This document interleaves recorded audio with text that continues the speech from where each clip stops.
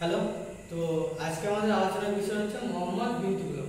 তুগলক বংশের একজন শাসক ছিলেন মোহাম্মদ বিন তুগলক। তো গিয়াসউদ্দিন তুগলকের পর তিনি সিংহাসনে বসেছিলেন। তার রাজত্বকাল হচ্ছে 1325 থেকে 1351 খ্রিস্টাব্দ। তো মোহাম্মদ বিন তুগলকের যে পূর্বের নাম ছিল তার ছিল জুনা খান। তিনি সম্রাট হওয়ার পর মোহাম্মদ বিন তুগলক নাম গ্রহণ করে সিংহাসনে বসে সাম্রাজ্য পরিচালনা করেন। তো আমরা একটা শর্ট ফর্ম দেখেছি তার।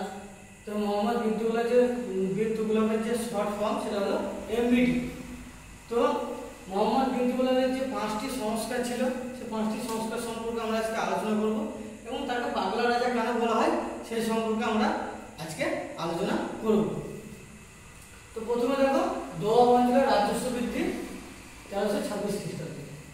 দোয়াব অঞ্চল বলতে গঙ্গা যমুনার যে দুই নদীর যে মধ্যবর্তী অঞ্চল তাকে দোয়াব অঞ্চল বলা হয়। দোয়াব অঞ্চলে মোহাম্মদ বিন তুগলক কি করেছিলেন 1326 খ্রিস্টাব্দে রাজস্ব বৃদ্ধি করেছিলেন কত পার্সেন্ট? 50%। যে উৎপাদন হয় তার হাফ রাজস্ব বৃদ্ধি করেছিল। তো এই রাজস্ব বৃদ্ধি করার ফলে কৃষকরা অনেক রকম সমস্যার সম্মুখীন হয়েছিল। অনেক কৃষক এই জমি এবং কৃষিকাজ ছেড়ে জঙ্গলে পালিয়ে গেছে। এটা সে কারণে ব্যর্থ হয়েছিল। তারপরে দ্বিতীয় নম্বর হচ্ছে রাজধানী পরিবর্তন। তিনি কি করেছিলেন? রাজধানী পরিবর্তন 1327 খ্রিস্টাব্দে করেছিলেন। কোথা থেকে কোথায়? দিল্লি থেকে দৌলতাবাদ বা দেবগিরিতে। তো এই রাজধানী পরিবর্তন করতে তিনি কি দিল্লির যাবতীয় মানুষ এবং যাবতীয় যত কিছু রাজধানী শহর হিসাবে দৌলতাবাদকে গড়ে তোলার জন্য তিনি 1327 খ্রিস্টাব্দে গেলেন, কিন্তু দৌলতাবাদকে তিনি সেইভাবে গড়ে তুলতে পারলেন না। আবার তিনি দিল্লিতে ফিরে এলেন। তাই এই সংস্কারটাও তার ব্যর্থ।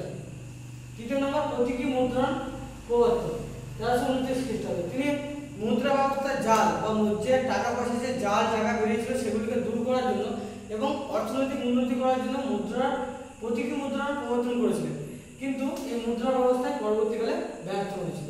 তো 1329 খ্রিস্টাব্দে এটা প্রবর্তন করেছিল। তো কি হলো? এই মুদ্রা ব্যবস্থা যখন ব্যর্থ হয়ে গেল, এরপর তিনি একজন খোরাসান অভিযান করলেন। খোরাসান অভিযান কত খ্রিস্টাব্দে করেছিলেন? 1329 খ্রিস্টাব্দে। এই খোরাসান অভিযান তিনি যখন করলেন, এই খোরাসান অভিযানেও ব্যর্থ হলো, সেখানে তিনি বিজয়ী হতে পারলেন।